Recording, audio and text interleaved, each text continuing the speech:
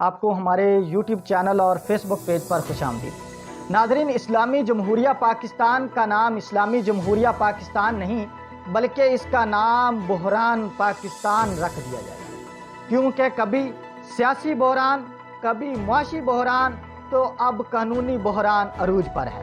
Election کے حوالے سے سپریم کورٹ آف پاکستان میں کچھ معزز ججز اس کی سماعت کر رہے ہیں تو ہم دیکھ رہے ہیں کہ گورنمنٹ کی طرف سے مسلسل تنقید کا نشانہ بنایا جا رہا ہے۔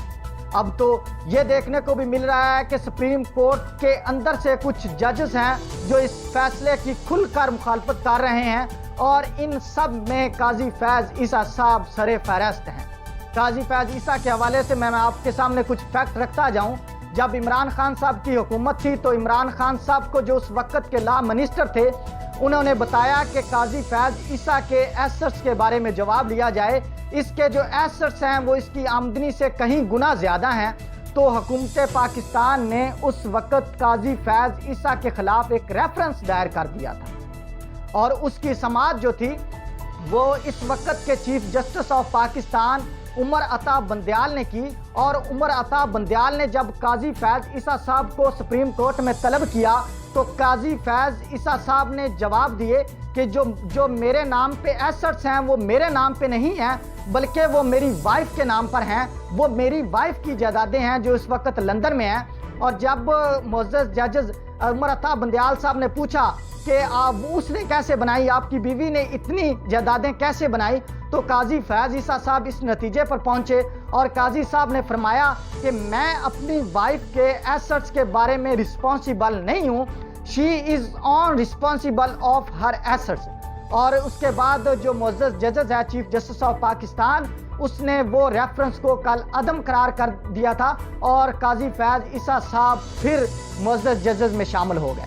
اور جب قاضی فیض عیسیٰ صاحب کی بیوی کو ایف بی آر نے طلب کیا اور کہا کہ آپ کے اتنے ایسٹ کیسے بنے، تو پھر اس وائف نے، جو قاضی فیض عیسیٰ صاحب کی وائف ہیں، اس نے جو جواب دیے وہ آپ کے بھی سامنے ہیں، وہ میرے سامنے بھی ہے۔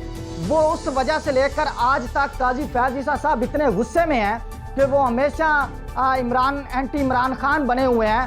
وہ اتنے اینٹی عمران خان بن چکے ہیں کہ وہ اب قانون کو بھی روندنے میں لگے ہوئے ہیں، اور ہم دیکھتے ہیں کہ قاضی آ گیا، قاضی آ گیا، وہ عروج پر ہے۔ اس کے ساتھ ساتھ 2 دن پہلے مسلم لیگ نون قائد میاں محمد نواز شریف صاحب نے پریس کانفرنس کی ہے۔ وہ اتنے غصے میں تھے کہ ان کے چہرہ سرخ لال تھا، اور وہ کہہ رہے تھے کہ اگر عمران خان کی حکومت آتی ہے، اگر ملک میں الیکشن ہوتے ہیں تو $500 کا ہوگا، انہوں نے دھمکی لگائی ہے۔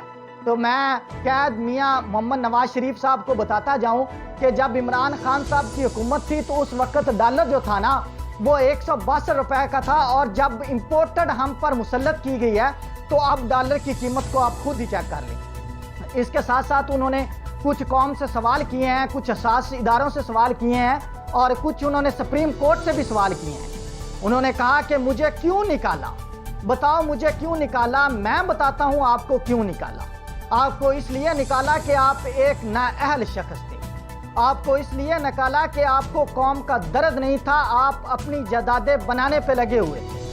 آپ کو اس لیے نکالا کیونکہ آپ کے انڈیا کے ساتھ ریلیشن تھے، آپ کو اس لیے نکالا کہ آپ کو قوم کا احساس نہیں تھا۔ اور دوسرا سوال تھا میاں محمد نواز شریف صاحب کا کہ مجھے کن لوگوں نے نکالا، مجھے وہ کون لوگ تھے جنہوں نے نکالا۔ تو اس پر بھی میں اگر معذرت کے ساتھ مناسب سمجھیں تو جواب دیتا جاؤں کہ آپ لوگوں کو ان لوگوں نے نکالا جنہوں نے آپ کو اب لندن نکالا، جنہوں نے جعلی اور فیک رپورٹس پر آپ کو ملک بدر کیا، جنہوں نے آپ کو لندن جانے کی اجازت دی، جبکہ آپ قوم کے مجرم تھے، آپ پاکستان میں رہتے، آپ عدالتوں کا فیس کرتے، لیکن آپ بزدل ہیں، جب بھی قوم پر مشکل وقت آتا ہے آپ بھاگ جاتے ہیں۔ آپ کو نکالنا تو بنتا تھا لیکن اس طریقے سے نہیں بنتا تھا جس طرح آپ کو نکالا گیا۔ اس کے ساتھ ساتھ کچھ محب وطن لوگ ہیں جو ہمیشہ عمران خان کی حکومت میں ہر 2 مہینے بعد وہ میدان میں آ جاتے تھے۔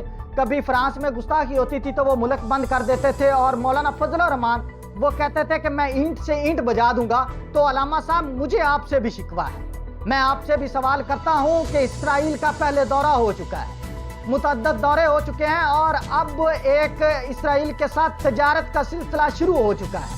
اور ان قریب اسرائیل کو آفیشلی طور پر تسلیم کر لیا جائے گا۔ کہاں ہے آپ کی غیرت؟ کہاں ہے آپ کا دین؟